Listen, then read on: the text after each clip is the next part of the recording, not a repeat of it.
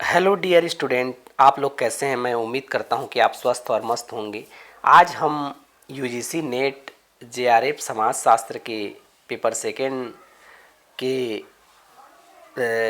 नवंबर 2020 में जो प्रश्न पत्र जो हुआ था उसके प्रश्नों पर चर्चा करेंगे। यहाँ पर हम उसके 50 प्रश्नों पर चर्चा करेंगे।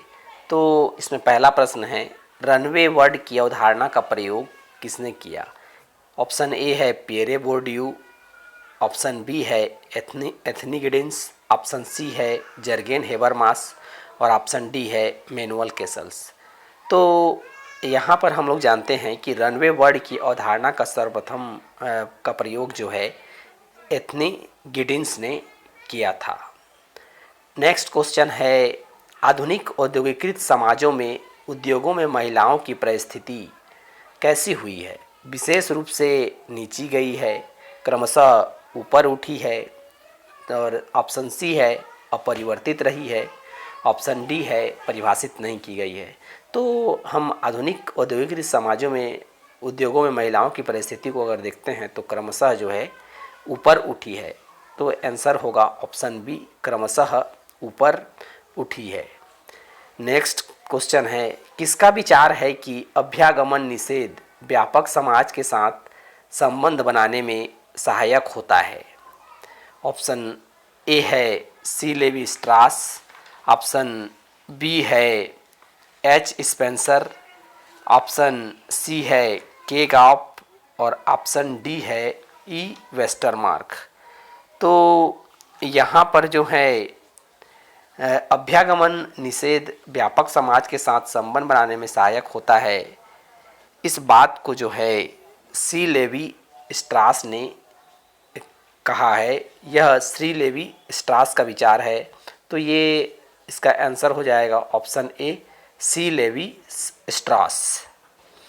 अगला प्रश्न है, गॉफमैन के अनुसार जब गुजरने वाले व्यक्ति एक दूसरे पर शीघ्रता से नज़र डालते हैं और फिर पुनः कहीं देखते हैं, इसे क्या कहा जाता है।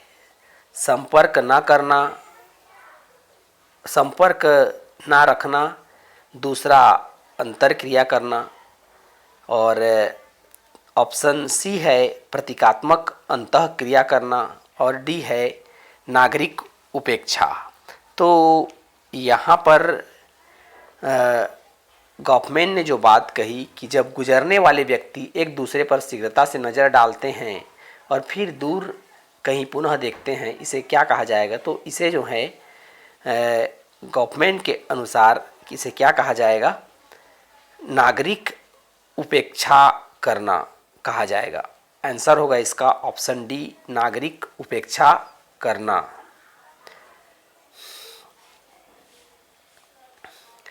अगला प्रश्न है, किसे सांस्कृतिक नृविज्ञान के प्रमुख विद्वान के रूप में माना जाता है।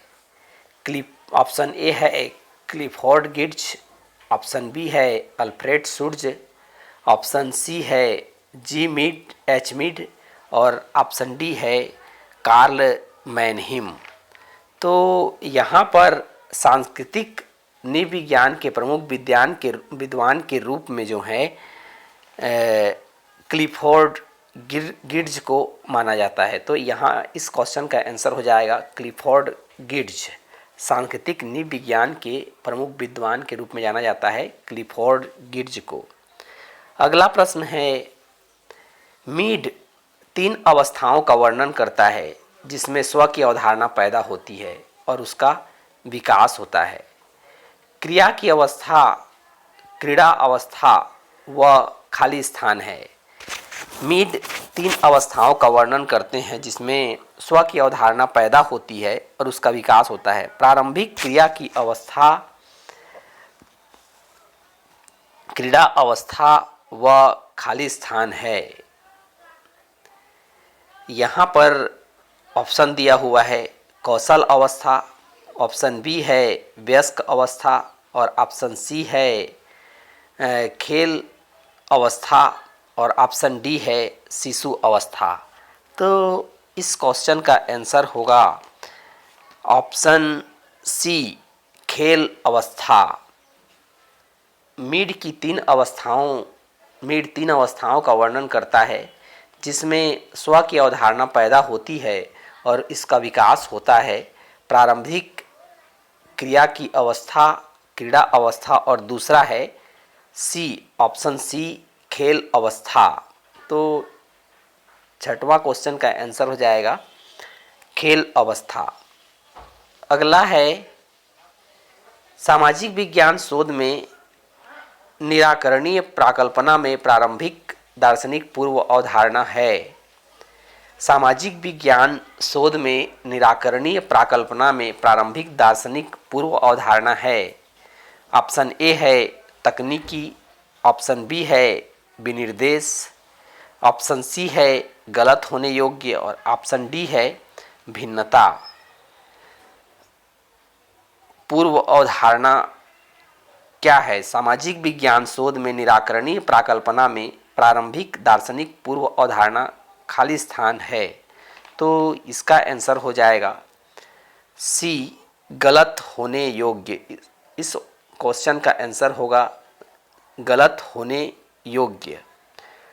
अगला प्रश्न है आधुनिक समाज में कालातीत रूप में समय के रूपांतरण पर किस विद्वान ने जोर दिया है? आधुनिक समाज में कालातीत के रूप में समय के रूपांतरण पर किस विद्वान ने जोर दिया है? तो यहाँ पर ऑप्शन ए है मार्शल मैकलुहान, ऑप्शन बी है डेविड हार्वे, ऑप्शन सी है मैनुअल कैसल्स, और ऑप्शन डी है एथनी गिडिंग्स। तो आधुनिक समाज में कालातीत के रूप में समय के रूपांतरण पर मैनुअल कैसल्स ने जो है जोर दिया है। ऑप्शन सी मैनुअल कैसल्स इस प्रश्न का जो है आंसर होगा। अगला प्रश्न है आर के मर्टन के अनुसार प्रकट प्रकार्य हैं? ए आंशिक रूप से अभिप्रेरित और स्वीकृत, ऑप्शन बी है अभिप्रेरित और स्वीकृत, और ऑप्शन सी है अभिप्रेरित नहीं और अस्वीकृत, और ऑप्शन डी है आंशिक रूप से अभिप्रेरित और आंशिक रूप से स्वीकृत। तो आर के मर्टन के अनुसार प्रकट प्रकार्य वे होते हैं जो कि अभिप्रेरित और स्वीकृत होते हैं। ये आर के मर्टन के अनुसार प्रकट प्रकार्य अभिप्रेरित और स्वीकृत होते हैं। तो इसका आंसर हो जाएगा बी ऑप्शन, अभिप्रेरित और स्वीकृत। अगला प्रश्न है मेलिनोव्स्की के प्रकार्यवाद को बहुधा किस रूप में परिभाषित किया जाता है? मेलिनोव्स्की के प्रकार्यवाद को बहुधा किस रूप में परिभाषित किया जाता है? ऑप्शन ए है व्यक्तिवादी प्रकार्यवाद, ऑप्शन बी है सामूहिक प्रकार्यवाद, और ऑप्शन सी है मूलभूत प्रकार्यवाद, और ऑप्शन डी है मनोवैज्ञानिक प्रकार्यवाद। तो मेलिनोव्स्की के प्रकार्यवाद को जो है व्यक्तिवादी प्रकार्यवाद कहा जाता है। तो इस प्रश्न का आंसर हो जाएगा ऑप्शन ए व्यक्तिवादी प्रकार्यवाद। मेलिनोव्स्की के प्रकार्यवाद को व्यक्तिवादी प्रकार्यवाद के रूप में जो है परिभाषित किया जाता है। नेक्स्ट क्वेश्चन है रेडक्लिफ ब्राउन ने संरचना और खाली स्थान में अंतर नहीं किया है। रेडक्लिफ ब्राउन ने संरचना और खाली स्थान में अंतर नहीं किया है। ऑप्शन ए है सामाजिक व्यवस्था, ऑप्शन बी है सामाजिक संज्ञान, और ऑप्शन सी है सामाजिक संबंध, और ऑप्शन डी है सामाजिक संघर्ष।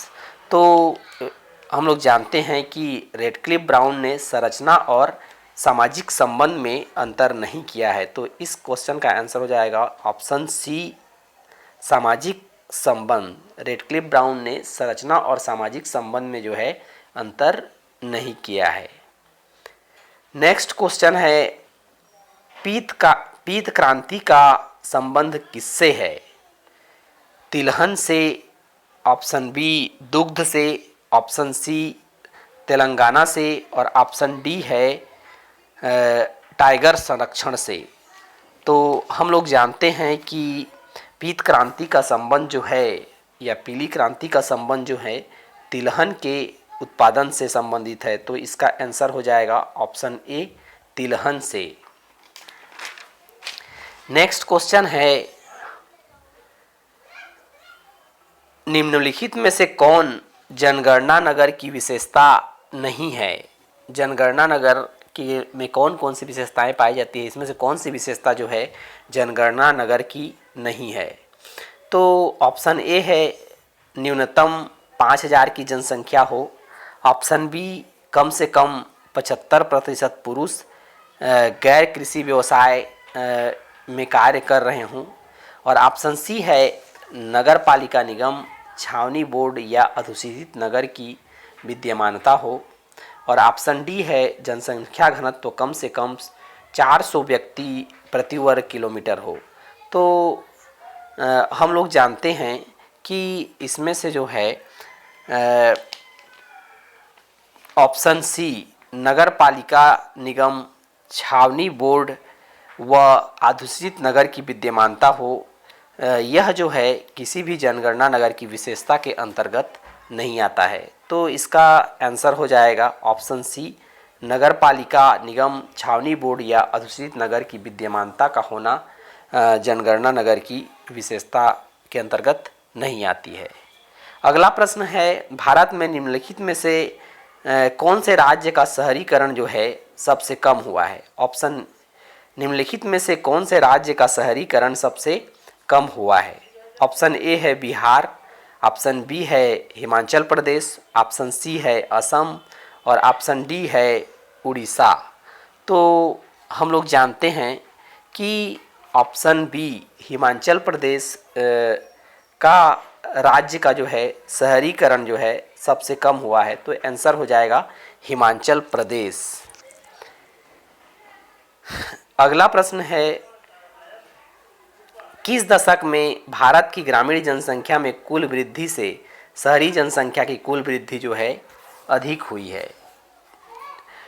1991 से 2001 के बीच में, ऑप्शन बी है 2001 से 2011 के बीच में, और उसके बाद अगला है 1971 से 1981 के बीच में, और ऑप्शन डी है 1981 से 1991 के बीच में।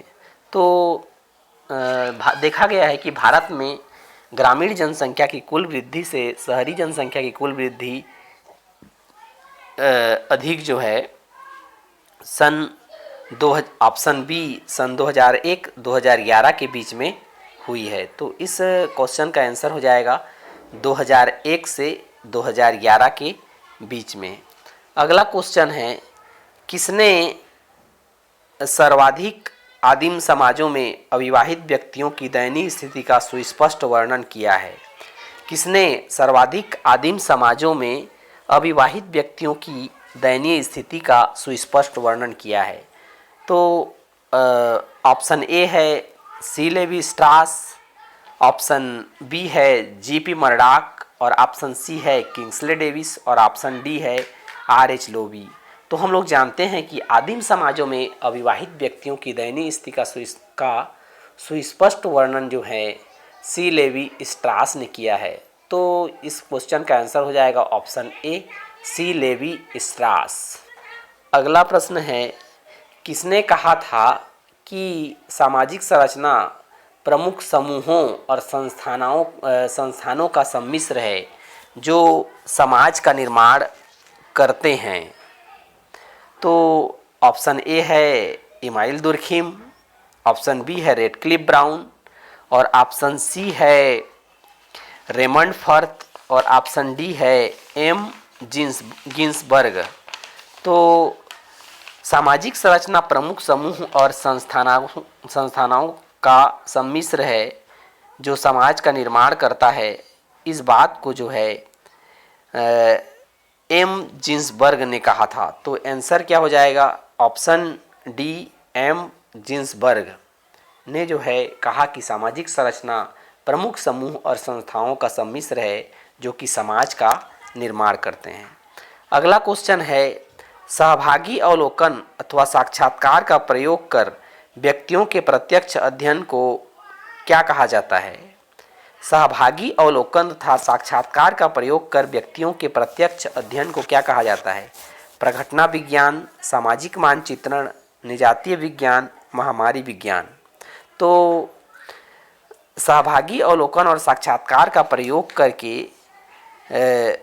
व्यक्तियों के प्रत्यक्ष अध्ययन को जो है निजातीय विज्ञान कहा जाता है।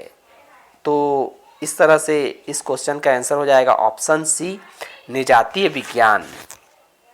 अगला है, दुर्खिम के अनुसार अप्रत्यक्ष प्रयोग खाली स्थान है। ऐतिहासिक विधि, ऑप्शन बी है प्रयोगशाला विधि, और ऑप्शन सी है आंशिक विधि, और ऑप्शन डी है तुलनात्मक विधि। तो दुर्खिम के अनुसार अप्रत्यक्ष प्रयोग जो है क्या होता है? तुलनात्मक विधि। तो इस प्रश्न का आंसर हो जाएगा ऑप्शन डी, तुलनात्मक विधि। अगला प्रश्न है, किसने अपने समाजशास्त्रीय विश्लेषण में ऐतिहासिक उपागम हिस्टोरिकल अप्रोच का प्रयोग किया है? ऑप्शन ए है A R Radcliffe Brown, option B है सी राइट मिल्स, और ऑप्शन सी है इमाइल दुर्खिम, और ऑप्शन डी है एम जिन्सबर्ग। तो अपने समाजशास्त्रीय विश्लेषण में ऐतिहासिक उपागम हिस्टोरिकल अप्रोच का प्रयोग जो है सी राइट मिल्स ने किया। तो इस क्वेश्चन का आंसर हो जाएगा ऑप्शन बी, सी राइट मिल्स। अगला क्वेश्चन है, कांट के दर्शन के संदर्भ में किसने निजवाचक आलोचना का प्रयोग किया? कांट के दर्शन के संदर्भ में किसने निजवाचक आलोचना का प्रयोग किया है? ऑप्शन ए है मार्क्स, ऑप्शन बी है एंजल्स, ऑप्शन सी है हीगल, और ऑप्शन डी है पेबर। तो कांट के दर्शन के संदर्भ में निजवाचक आलोचना का प्रयोग जो है हीगल ने किया था। तो इस क्वेश्चन का आंसर हो जाएगा ऑप्शन सी, हीगल। कांट के दर्शन के संदर्भ में निजवाचक आलोचना का प्रयोग हीगल ने किया था। अगला प्रश्न है, विज्ञान के समाजशास्त्र के अपने अध्ययन में किसने विज्ञान पर राजनीति के प्रभाव के विषय को सुव्यवस्थित रूप से लिया है? ऑप्शन ए है इमाइल दुर्खिम, ऑप्शन बी है ए आर रेडक्लिफ ब्राउन, और ऑप्शन सी है आर के मर्टन, और ऑप्शन डी है टी बी बाटोमोर। तो हम लोग जानते हैं कि समाजशास्त्र के अपने अध्ययन में किसने जो है विज्ञान पर राजनीति के प्रभाव के विषय को सुव्यवस्थित रूप से लिया। तो इसका आंसर है आर के मर्टन। तो इस क्वेश्चन का आंसर हो जाएगा ऑप्शन सी, आर के मर्टन।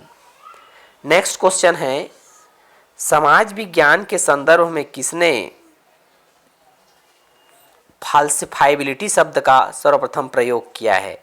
समाज विज्ञान के संबंध में फाल्सिफाइबिलिटी शब्द का प्रयोग सर्वप्रथम किसने किया है?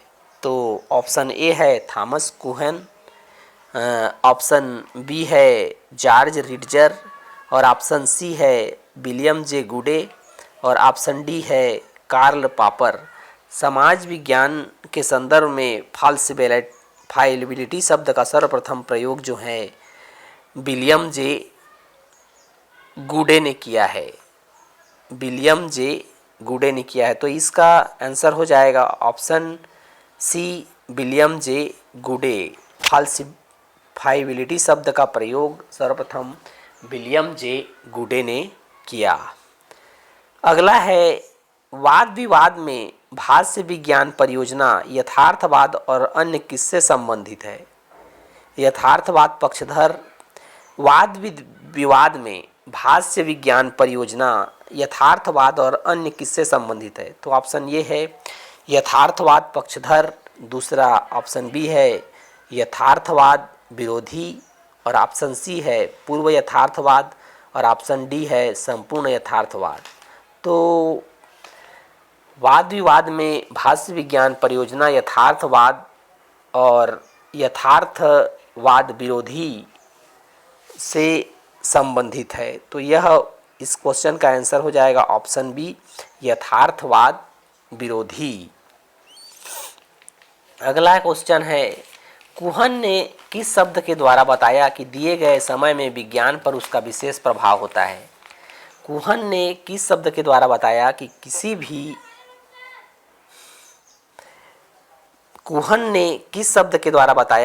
भी दिए गए समय में विज्ञान पर उसका विशेष प्रभाव होता है? ऑप्शन ए है प्रतिमान या पैराडाइम, ऑप्शन बी है नमूना, और ऑप्शन सी है उपागम, और ऑप्शन डी है सिद्धांत। तो यहाँ पर कुहन ने प्रतिमान या पैराडाइम के द्वारा बताया कि किसी भी समय में विज्ञान पर उसका विशेष प्रभाव होता है। तो इसका आंसर हो जाएगा ऑप्शन ए, प्रतिमान या पैराडाइम। नेक्स्ट क्वेश्चन है, डॉक्टर अंबेडकर के डॉक्टरेट शोध प्रबंध का शीर्षक क्या है? तो ऑप्शन ए है ancient Indian commerce, option B है state and minorities annihilation of caste, option C है कमर्शियल रिलेशंस ऑफ इंडिया, और ऑप्शन डी है the problem of rupee, its origin and its solution. तो डॉक्टर अंबेडकर के doctorate शोध प्रबंध का शीर्षक है option D, the problem of rupee, its origin and its solution. अगला क्वेश्चन है, निम्नलिखित में से कौन सी पुस्तक एम.एन. श्रीनिवास द्वारा नहीं लिखी गई है? ऑप्शन ए है India's changing village, option B है इंडियाज विलेज, ऑप्शन सी है social change in modern India, और ऑप्शन डी है रिमेंबर्ड विलेज। तो इसमें से जो है इंडियाज चेंजिंग विलेज नामक पुस्तक को जो है एम.एन. श्रीनिवास ने नहीं लिखा है। तो इस प्रश्न का उत्तर हो जाएगा option A, India's changing village M N. Srinivas के द्वारा नहीं लिखी गई है। इसके अलावा India's village, social change in modern India और द रिमेंबर्ड विलेज को एम.एन. श्रीनिवास ने जो है लिखी है। अगला क्वेश्चन है, किसने कहा था कि आदिवासियों का हिंदू जाति में आत्मसातकरण किया जाना चाहिए? ऑप्शन ए है barrier Alvin, option B G S Ghurye. घुरिये, और ऑप्शन सी है सुरजीत सिन्हा, और ऑप्शन डी है एन.के. बोस। इसमें से जो है आदिवासियों का हिंदू जाति में आत्मसातकरण किया जाना चाहिए, ऐसा जो है ऑप्शन बी जी.एस. घुरिये ने कहा था। Option B G S. घुरिये। तो आदिवासियों का हिंदू जाति में आत्मसातकरण करने की बात जो है जी.एस. घुरिये साहब करते हैं। अगला है question, Yuganta the end of an epoch का लेखक या लेखिका कौन है? Yuganta the end of an epoch का लेखक या लेखिका कौन है? तो ऑप्शन ए है David J Mandelbaum, option B G S Ghurye. घुरिये, और ऑप्शन सी है इरावती कर्वे, और ऑप्शन डी है लीला दुबे। तो Yuganta the ends of an epoch का लेखिका हैं इरावती कर्वे। तो इस क्वेश्चन का आंसर हो जाएगा Irawati Karve. Yuganta the end of an epoch का लेखिका जो हैं इरावती कर्वे हैं। अगला क्वेश्चन है, भिन्न संस्कृतियों के अपने तुलनात्मक अध्ययन ने किसने सर्वप्रथम वैयक्तिक सामग्री का प्रयोग किया? भिन्न संस्कृतियों के अपने तुलनात्मक अध्ययन में किसने सर्वप्रथम जो है वैयक्तिक सामग्री का प्रयोग किया? तो ऑप्शन ए है विलियम हीले, ऑप्शन बी है फ्रेडरिक लिपले, और ऑप्शन सी है हर्बर्ट स्पेंसर, और ऑप्शन डी है ऑगस्ट कॉम्टे। तो भिन्न संस्कृतियों के अपने तुलनात्मक अध्ययन में सर्वप्रथम वैयक्तिक सामग्री का प्रयोग ऑप्शन सी हर्बर्ट स्पेंसर ने किया। तो आंसर हो जाएगा हर्बर्ट स्पेंसर। अगला प्रश्न है, दक्षता, प्रतिनिधित्व, विश्वसनीयता और लचीलेपन की आवश्यकता की पूर्ति करने वाले प्रतिदर्श को क्या कहा जाता है? दक्षता, प्रतिनिधित्व, विश्वसनीयता और लचीलेपन की आवश्यकता को पूरे करने वाले प्रतिदर्श को क्या कहा जाता है? स्तरित प्रतिदर्श, श्रेष्ठ प्रतिदर्श, आकस्मिक प्रतिदर्श, समूह या क्लस्टर प्रतिदर्श।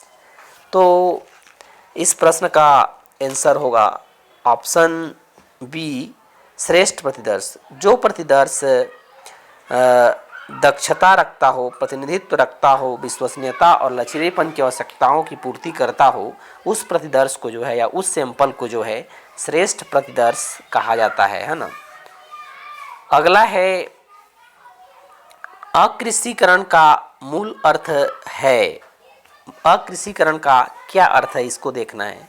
तो यहाँ पर हमें समझना है कि अकृषिकरण किसे कहा जाता है।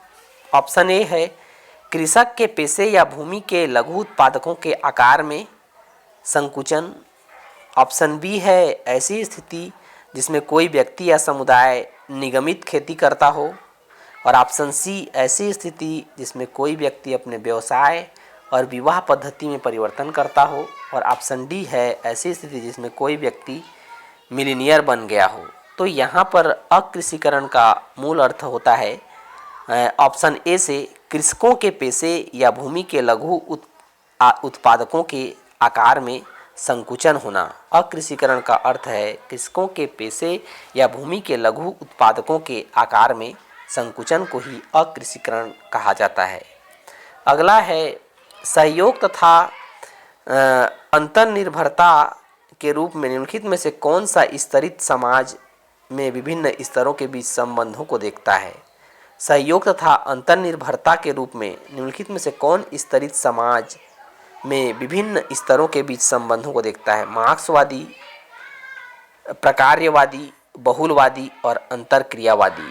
तो इस प्रश्न का आंसर होगा प्रकार्यवादी। प्रकार्यवादी जो हैं वो सहयोग तथा अंतर्निर्भरता के रूप में स्तरित समाज के विभिन्न स्तरों के बीच के संबंधों को देखता है ना। तो ये इस तरह से इस प्रश्न का आंसर हो जाएगा प्रकार्यवादी।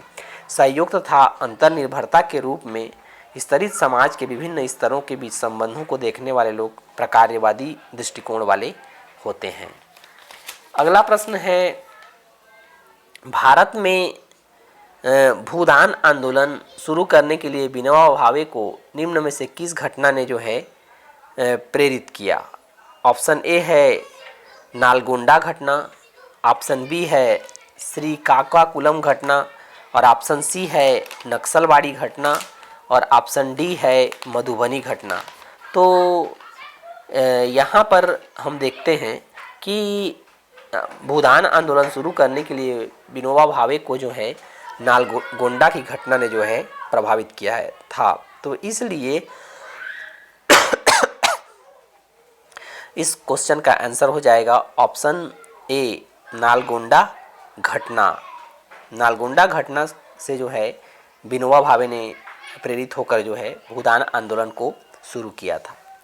अगला है निम्नलिखित में से तमिलनाडु में किसने स्वाभिमान आंदोलन की शुरुआत की?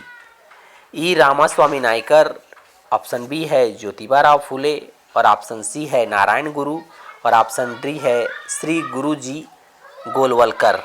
तो तमिलनाडु में स्वाभिमान आंदोलन की शुरुआत जो है ई रामास्वामी नायकर ने की थी। तो इसका आंसर हो जाएगा ई रामास्वामी नायकर, जिसने जो है तमिलनाडु में स्वाभिमान आंदोलन की शुरुआत की थी।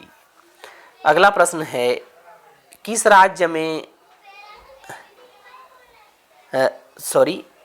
आधुनिकीकरण के साथ नकारात्मक रूप से निम्न में से कौन सा तत्व जो है सहसंबंधित है? आधुनिकीकरण के साथ नकारात्मक रूप से निम्न में से कौन सा तत्व संबंधित है?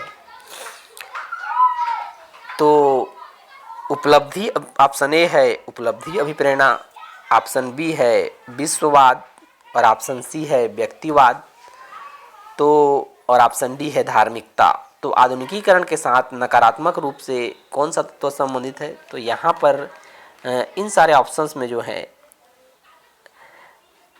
ऑप्शन डी जो है धार्मिकता जो आधुनिकीकरण के साथ नकारात्मक रूप से सहसंबंधित है। तो ये आंसर हो जाएगा इस प्रश्न का धार्मिकता। आधुनिकीकरण के साथ नकारात्मक रूप से सहसंबंधित तत्व है धार्मिकता। अगला है किस राज्य में चंपारण सत्याग्रह आंदोलन शुरू किया गया था? किस राज्य में चंपारण सत्याग्रह आंदोलन शुरू किया गया था? उत्तर है ऑप्शन ए है उड़ीसा, ऑप्शन बी है मध्य प्रदेश, ऑप्शन सी है उत्तर प्रदेश और ऑप्शन डी है बिहार। तो हम लोग जानते हैं कि चंपारण जो सत्याग्रह आंदोलन शुरू किया गया था वह जो है ऑप्शन डी बिहार से शुरू किया गया था। नेक्स्ट क्वेश्चन है समाजशास्त्री शोध में आकस्मिकता सेंडरीडिपिटी शब्द का प्रयोग किसने किया? तो ऑप्शन ए है आर के मर्टन, ऑप्शन बी है जे गाल्टन और ऑप्शन सी है कार्ल पॉपर और ऑप्शन सी है सी सेल्टिज। तो समाजशास्त्री शोध में आकस्मिकता या सेंडरपिटी शब्द का प्रयोग जो है आर के मर्टन ने किया था। तो इसका आंसर हो जाएगा आर के मर्टन। आकस्मिकता या सेंडरपिटी शब्द का प्रयोग आर के मर्टन। अगला क्वेश्चन है जेनेस कार्स्टन द्वारा संबद्धता की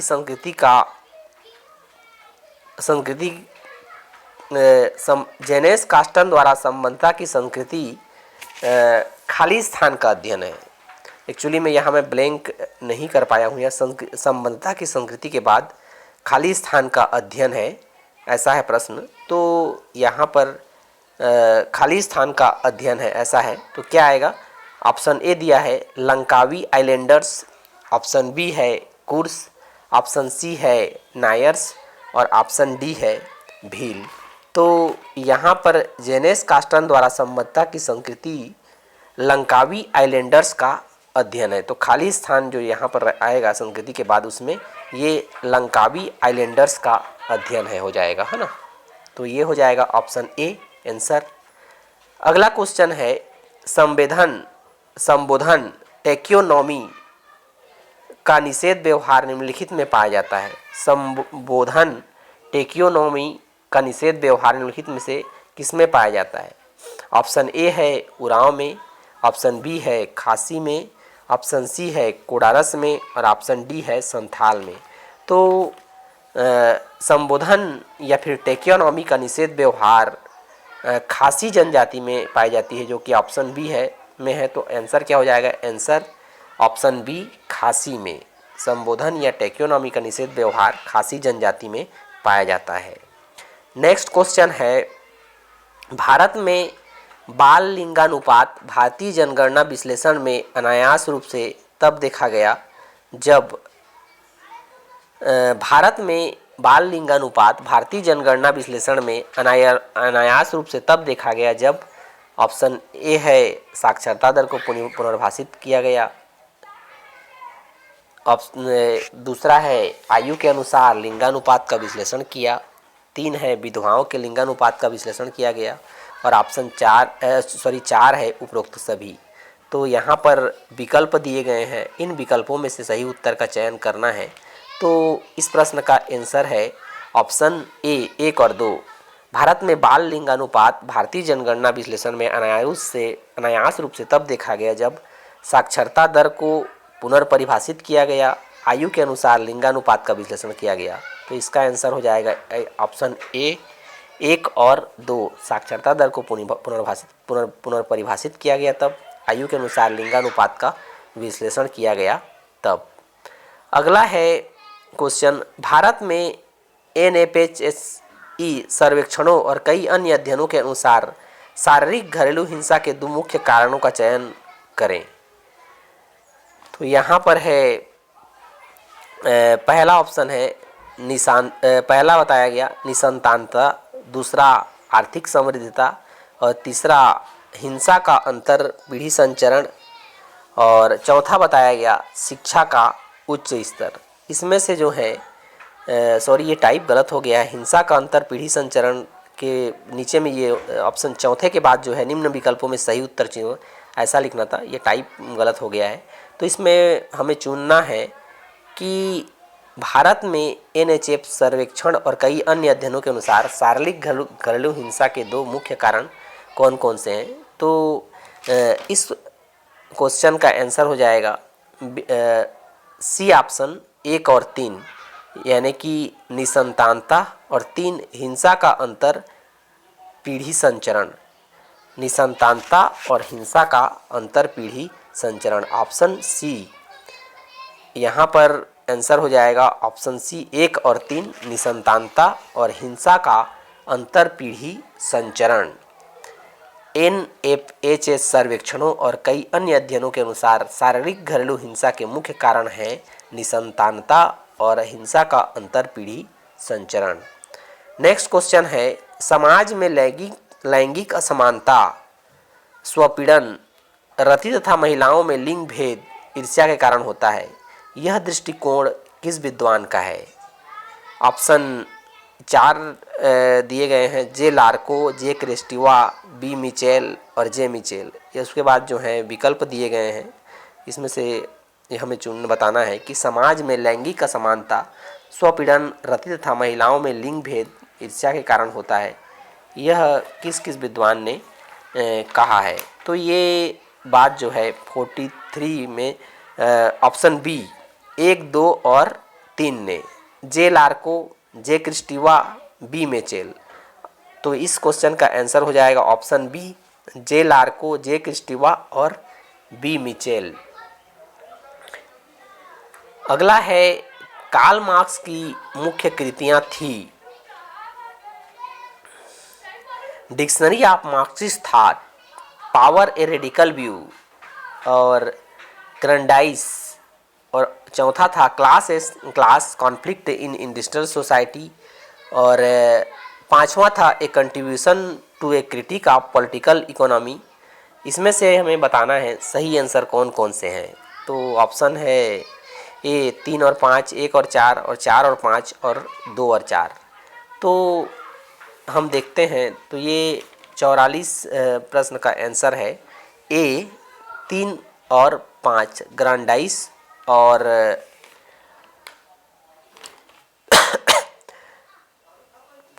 पांचवा है a contribution to critique of political economy.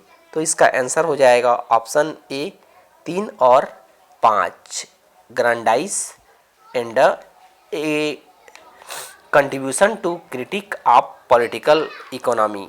इन दो पुस्तकों को जो है कार्ल मार्क्स ने लिखा है।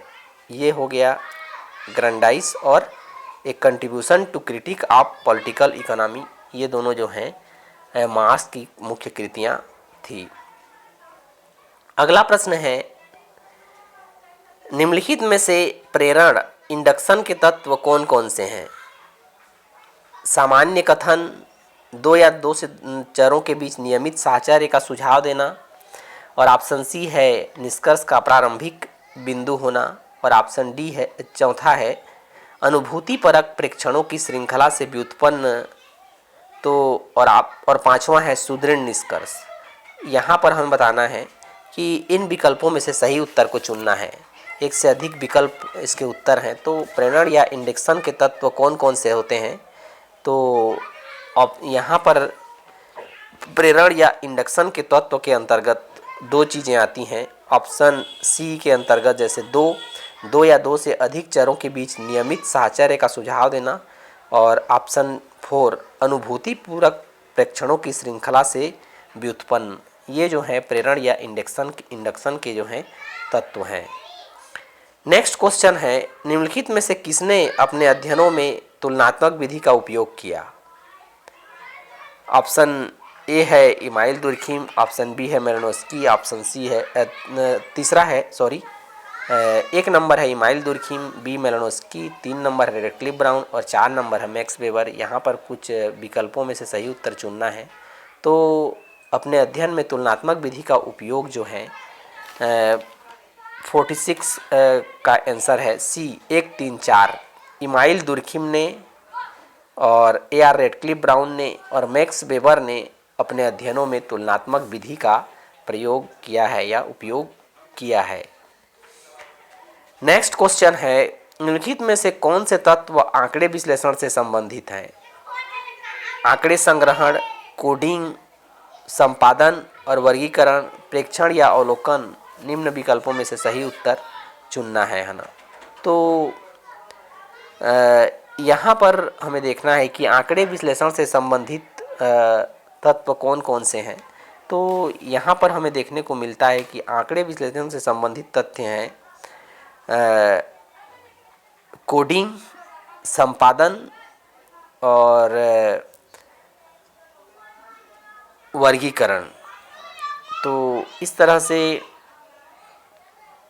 इस प्रश्न का आंसर हो जाएगा ऑप्शन डी 2, 3, 4 कोडिंग, संपादन और वर्गीकरण। ऑप्शन डी कोडिंग, संपादन और वर्गीकरण जो है आंकड़े विश्लेषण से संबंधित होते हैं। तो आंसर हो जाएगा ऑप्शन डी। ऑप्शन डी इस प्रश्न का आंसर हो जाएगा। अगला प्रश्न है, टी सैनिन के अनुसार कृषक समाजों की निम्नलिखित में से कौन सी विशेषताएं हैं? टी सैनिन के अनुसार कृषक समाजों की कौन कौन सी विशेषताएं हैं?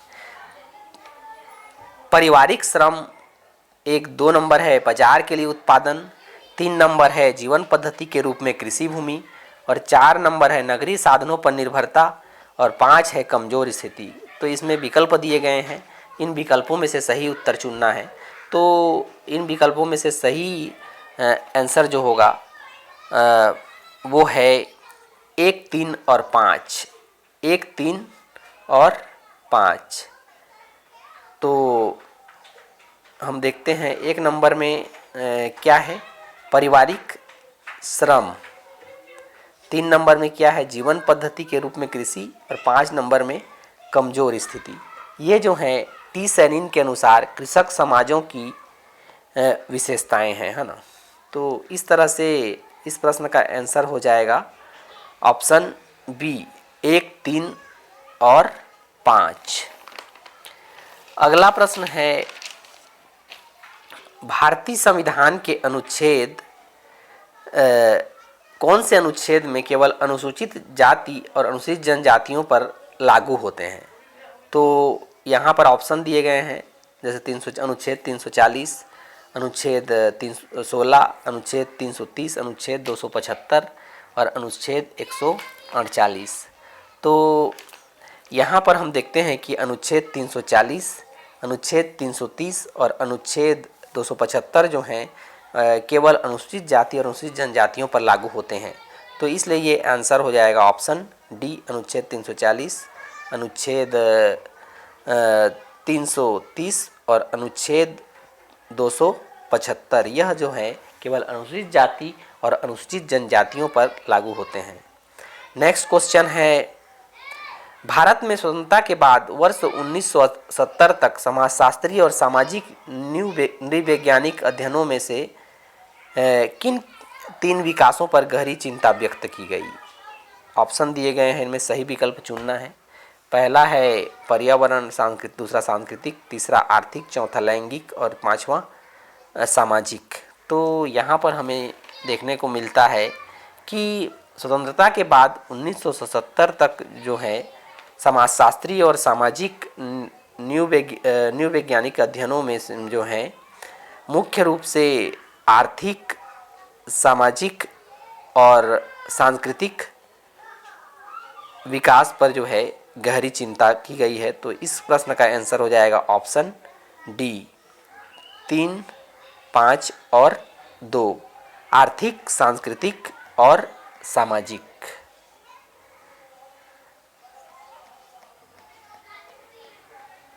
इस तरह से जो है आज के 50 क्वेश्चन पूरे हो जाते हैं। हम आगे आने वाले वीडियो में जो है इनके बाकी क्वेश्चन को कवर करेंगे। मैं उम्मीद करता हूं कि आपको ये वीडियो पसंद आया होगा। यदि आप कोई वीडियो पसंद आया होगा तो इसे लाइक कीजिए।